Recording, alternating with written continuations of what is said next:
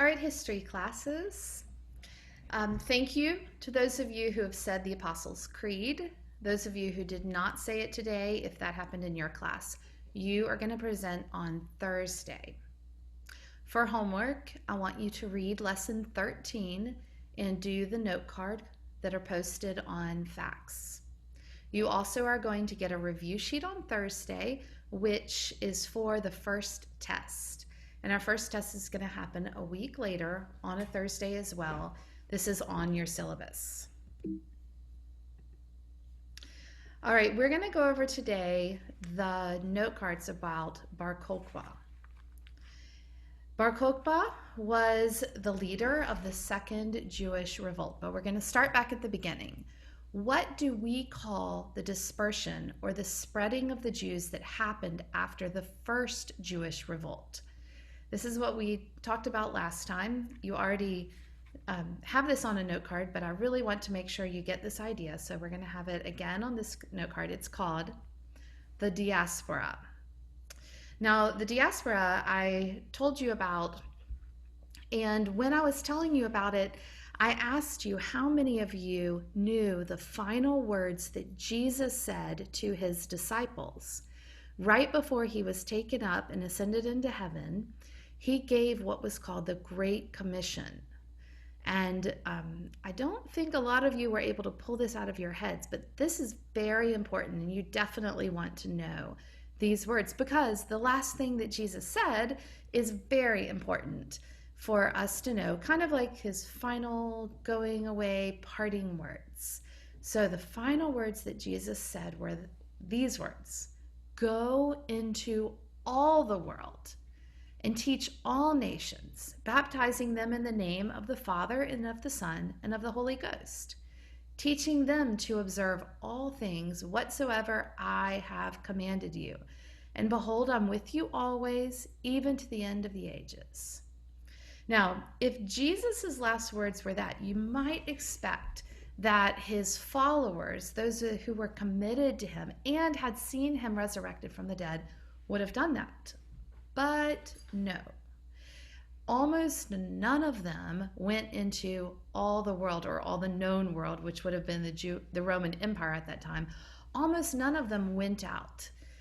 We know this because the Bible in the New Testament records what happened, and pretty much people stayed very close to Israel. They might have gone a little bit further away. Certainly Paul took some missionary journeys, but for the most part, there was not a lot of spreading until what happened?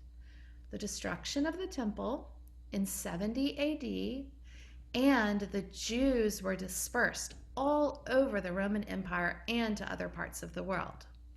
Now, when the Jews were dispersed, remember, the early Christians were Jews, so they were dispersed as well. And when they were dispersed, they went into all the world and carried the gospel to all nations and baptized people and taught people to obey what Jesus commanded. And it was in the diaspora that really the Christian faith started to spread throughout the world. Now, that was, of course, another occasion where we see that God makes good things out of what seems very bad to us. So the destruction of the temple seemed like a very bad thing, and yet it was a fulfillment of what Jesus said, and it helped to send people into the world. Now, you remember after the destruction of the temple, there was the first Jewish revolt, and that was Maccabean. And then we have the second Jewish revolt, and that's the one we're talking about today, with this very strikingly handsome, charismatic, strong leader, Bar-kokhba. Bar-kokhba was all of that and more. He was what the Jews had been waiting for. Not someone who, as the Old Testament prophet said, was despised and rejected of men and came from a no-name family. They wanted a man like Bar-kokhba. Bar-kokhba, who was tall, strong, handsome, said he was going to fight the Romans. He was going to do away with the Romans. So the Bar-kokhba revolt marked a time of high hopes, followed by violent despair. What caused the Second Jewish Revolt? Look at your note card, and you see there that it had to do with the Emperor Hadrian, who was the second emperor, or he was the next emperor after Titus. The Emperor Hadrian, who the book simply says built a temple to Jupiter, where the Jewish temple had been, actually deceived the Jews into believing that he was going to peacefully rebuild the Jewish temple. Now, you know how important that was to them. This is in 117 to 138 AD. In fact, he did not rebuild the temple. He was constructing the world headquarters of a temple to Jupiter. And not only was he constructing these world headquarters, but he was going to put himself in the center of it all with a statue of himself. As construction began, the Jews probably felt thankful and grateful, but when they found out what Hadrian really was going to do, a huge war broke out. And this war was the Second Jewish Revolt. Now, when Hadrian built this temple, he built a temple to Jupiter. Here's some ruins of a Jupiter temple that's in Lebanon. We don't have the ruins that were in Israel because Constantine, whom you'll learn about next Tuesday, completely took down and did away with this temple to Jupiter. It was very important in his quest to get rid of all idolatry.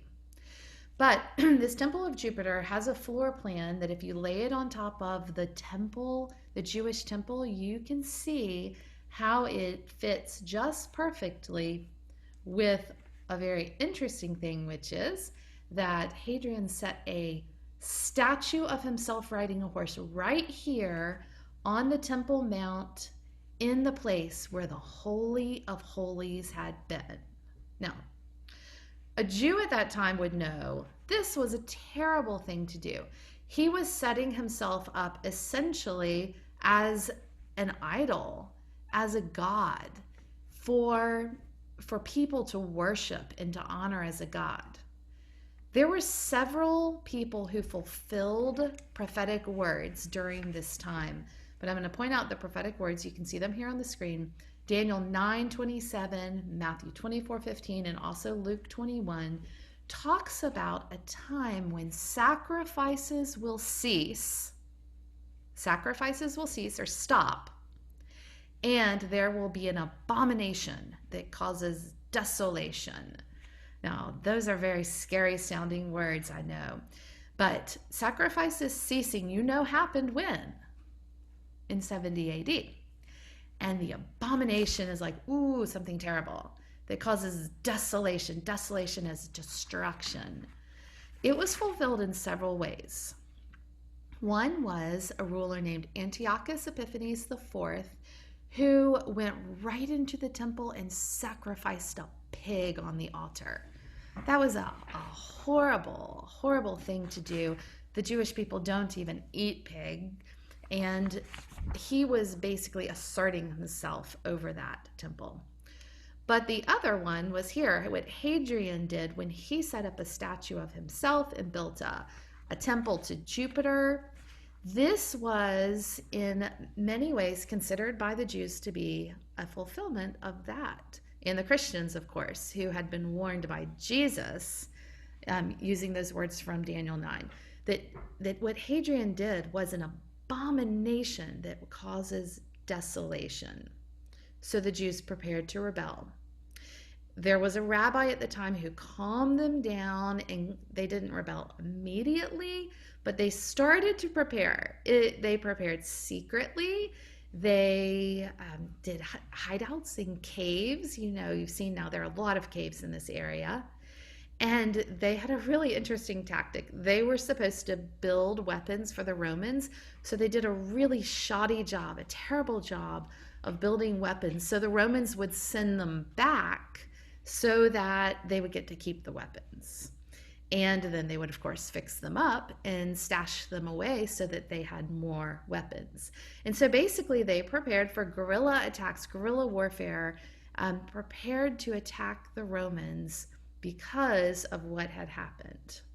Now, Bar-kokhba stepped into this area and he expected and demanded a lot of the people who joined his army. Notice, 400,000 people is a huge army. So he got quite a large group of people who came out. And not only came out, what did they do? Right. They each were willing to cut off part of a finger in order to prove their loyalty. That sounds horrible to me, but that is the kind of commitment he had from these people who were ready to rise and revolt against the Jews. Now, you might have picked up here that basically Bar-kokhba was acting in a way where he was claiming to be essentially a Messiah. Why would people have believed that he was the Messiah, though? I mean, he's not at all like Jesus. And we know that Jesus was the Messiah the Jews had been waiting for and the Messiah for the whole world. But so many people were willing to trust Bar-kokhba as their Messiah.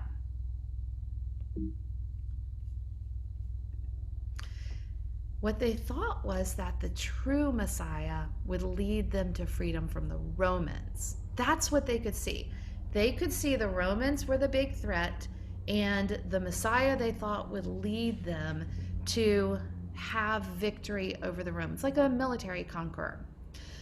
This is actually a good warning for us when we only see the things that are in front of us as if our news and our culture and whatever craziness seems to be happening right now is all that's going on in history. We think, this event is the most important thing.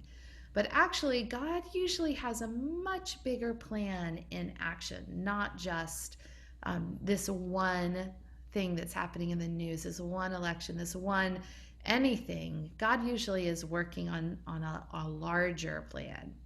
And the Jews did not see that. Bar-kokhba, they said, has to be the Messiah. He could lead them to freedom. Now, stop for a minute and listen to Jesus' words, also in Matthew 24. Jesus answered, "Watch out that no one deceives you, for many will come in my name," and his name meaning the Messiah, "claiming I am the Messiah, and will deceive many." A little bit later in that passage, "At that time, if anyone says to you, 'Look, here's the Messiah,' or 'There he is,' do not believe it. For false messiahs and false prophets will appear and perform great signs and wonders to deceive, if possible, even the elect." See, I've told you ahead of time. Jesus is warning us about people claiming to be the Messiah. Bar-kokhba was not the only one. There were others, but Bar-kokhba got a lot of people to trust in him, cut off their fingers, and go to war with him against the Romans. And he was performing great signs. He initially saw success and he saw victory. But I wanted to tell you, you may be wondering, how do the Jews who do not believe in Jesus, how do they think about this false Messiah, when clearly they think Jesus himself was a false Messiah? So I looked up the words of a rabbi who does not believe in Jesus. He's not a Christian. And I wanted to know, what did he think about the number of messiahs or messianic people that were kind of coming out during this time and saying they were Messiah? This is what he says. "During the first few centuries of the Common Era," that's AD, "there would be scores of individuals claiming to be Moshiach, which is Messiah. The vast majority of them never able to amass any type of following." Hold that thought. We'll come back to that. "Perhaps the most famous of these is of Jesus Christ, literally Jesus the Messiah." Now, he does not believe in Jesus, so listen to what he says. "The majority of the Jewish community rejected this charismatic young Jew as Moshiach. though he amassed a large following among non-Jews and started a movement that has become one of the largest religions in the world today. All right, pause for a minute. That is not exactly true. The vast majority of them did not amass any type of following because when they died, they died. But Jesus was different from them, and he did not have very committed followers. They were scared and nervous of all the ways they'd be persecuted until he was resurrected. And when he was resurrected, he amassed a large following among Jews and Gentiles, not just among Gentiles. It was Jews who took the message of the gospel into all the world. All right, then he continues talking about, after he talks about Jesus, now he talks about Bar-kokhba. A century later, a man named Bar-kokhba achieved much better traction. Basically, this rabbi is saying Bar-kokhba did a better job than Jesus of convincing people he was a Messiah. Isn't that hilarious? For a long time, people didn't even know Bar-kokhba was a real historical character until those caverns that we talked about at the end were discovered. Anyway, he achieved better traction in convincing Jews of his anointed status. After the temple was destroyed in 70 CE, the Jews were so badly beaten by the Roman Empire that they had no fighting chance to drive the foreign rulers from Jerusalem. But several decades later, in the early 2nd century, Bar-kokhba was able to rally troops, planning a general Jewish uprising against Rome. A few early local victories began to convince both the Jewish masses and some in religious leadership that Bar-kokhba was the Moshiach and would deliver the Jews from oppressive Roman rule. Thank you, Rabbi Moshe David Levine. But do you know what? Jesus was a much better Messiah than Bar-kokhba. Jesus, though, wasn't what the Jews were expecting. Jesus offended many Jews because he told them to treat the Romans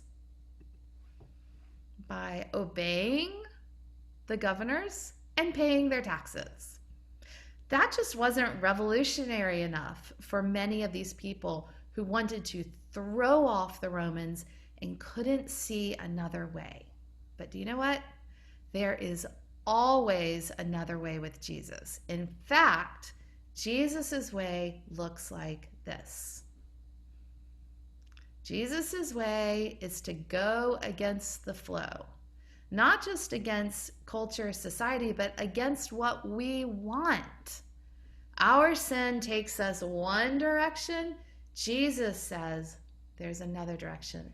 Our sin leads us to want to be prideful and assertive and have things done our way. And Jesus says, humble yourself under the mighty hand of God, and he will lift you up.